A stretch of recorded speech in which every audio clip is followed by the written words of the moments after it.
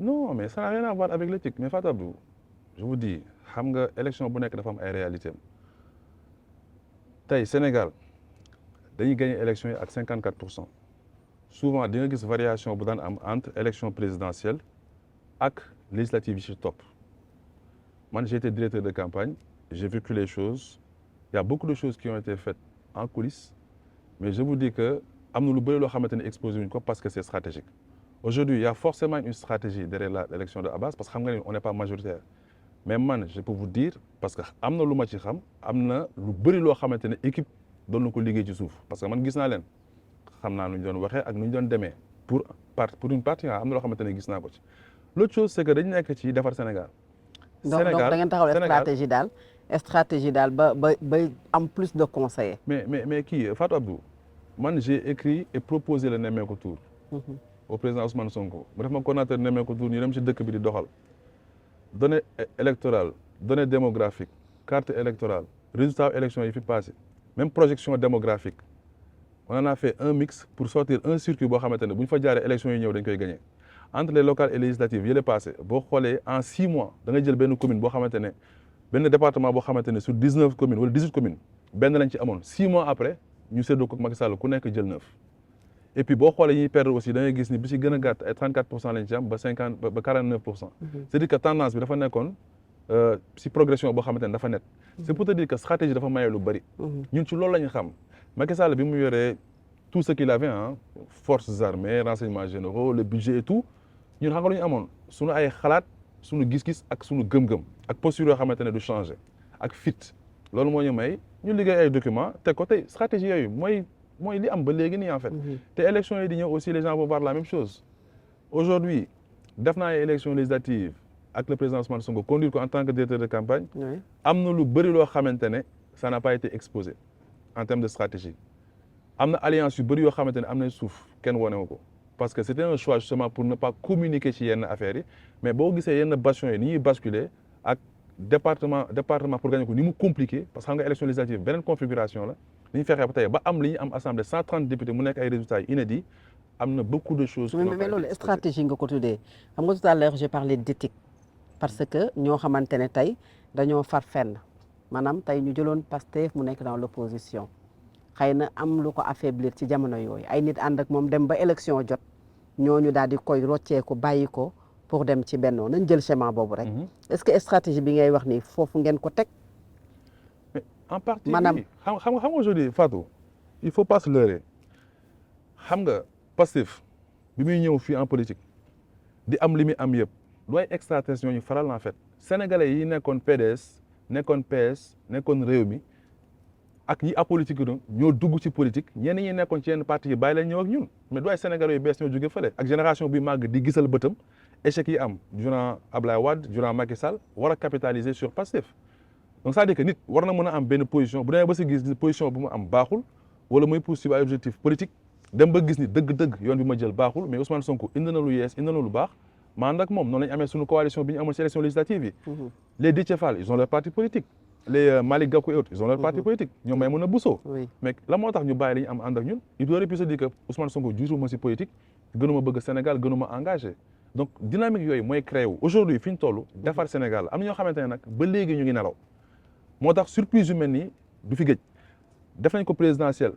gagné bi ñuy wax ñu dañuy gagné au premier tour ñu bëri gëmuñu ko woon ñu bëri gëmuñu ko woon mais dafa évident woon si ñun sax jour bi résultat yi di génn ñun ñu ngi nekk si benn nekk leen nekk nii toog Ousmane Sonko Wali man ay ñoom jibeek yooyu dam toog ba saag gis résultat yi di compilé wu toog ba saag rek mu ne ma gagné nañ élection yi en fait jug dugg si néegam génnaat ñu ngi toog doxtaan gars yi génnuñu sax jubilé tellement c'était évident yaa ngi dégg ñu def élection législative on a eu les mêmes résultats élection yi di ñëw incha allah je vous dis que terroir yi xam nga li feeñ Dakar loolu prémisse la et c'est un signal fort parce que c'est la capitale c'était 1000 fois plus compliqué pourquoi parce que xam nga ni on n'était pas du tout majoritaire te puis ñi fi nekk xam ngeen ni leaders yi téye mouvement yi ak yi téye yenn partis yi nekkuñu ak ñoom en de bons termes mais pourtant les choses ont basculé attendez-vous à voir plus grave au niveau des terroirs parce que benn pan supplémentaire la boo amee présidence am assemblée nationale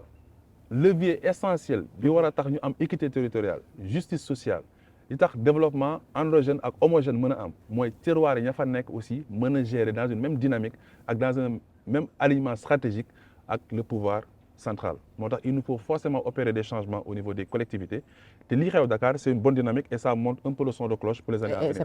pas encore la fin parce que c'est pas encore fini je veux dire la Cour suprême dina càmbar ci le fond puisque la Cour suprême rejeté na Barthélémy Diaz ci forme bi mooy la tenue de l'élection bi nga xamante ne moom moo tabb ki ko remplacer li des nag moom mooy ñu dugg ci biir fond bi pour que li nga xamante ne moom la njëkkoon dugal ne recours bu njëkk keroog bi ñu tekkee ndombal tànkam ci mairie bu Dakar loolu jàpp nga ne Cour suprême day continuer confirmer cette décision pour que Abbas puisse rester à la mairie de Dakar wala su fekkee ne beneen hypothèse bi moom moo ñëw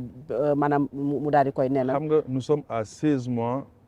des élections passées présidentielles je veux dire Barthélémy Dias bu ñu ko bàyyi woon fii ba 2027 dérangé wuñu Abass Fall mu nekk maire mu nekk ministre c'est pas une fin en soi en fait de toute façon Barthélémy Dias moom si boppam xam na en âme et conscience il va mourir politiquement am na mouvement boo xamante ne kenn faalu ko mais moom si boppam xam na ne du mësati falu fii Dakar incha allah il le sait très bien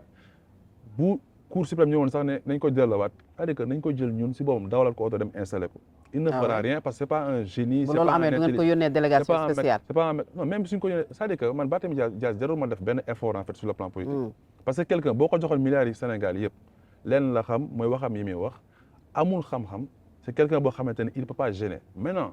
ay responsable lañ dëkk lañ war a développer te capital dafa am solo capital mooy porte d'entrée wu dëkk. dafa am koo xamante ne dañ ko soxla ci capital mu war a am xam-xam wala nekk nit ku structuré wala nit koo xamante ne ñun la ñu war a doxal ci dëkk bi da ko war a doxal mais tey boo xoolee tey mairie Dakar projet nga dem seen site nga xool projet yi muy doxal boobu ba léegi sérieusement collectivités yi gën a sori Sénégal moom la ñuy doxal y a pas de renouveau urbain y a rien du tout donc on a besoin vraiment de réfléchir et de montrer la voie maintenant qu'il soit là à la mairie de Dakar ou pas c'est pas forcément important parce que lu mën di xew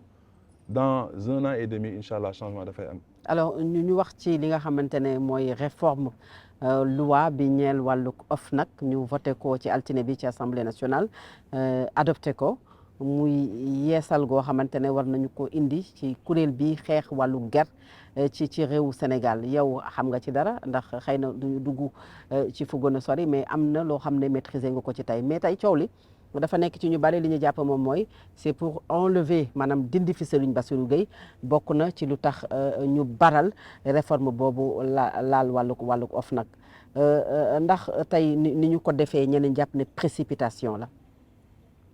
mais xam nga Fatou Abdou nag gars yi bu ñuy apprécier aussi war nañ mën a gën a objectif Assemblée nationale bi ñu ko amee ak léegi OFNAC lan la de loi la. mais loi moo koy dindi en fait. c'est-à-dire qu'on aurait pu en faire une priorité dindi ko dissoudre ko ci saa si kenn mënu ci dara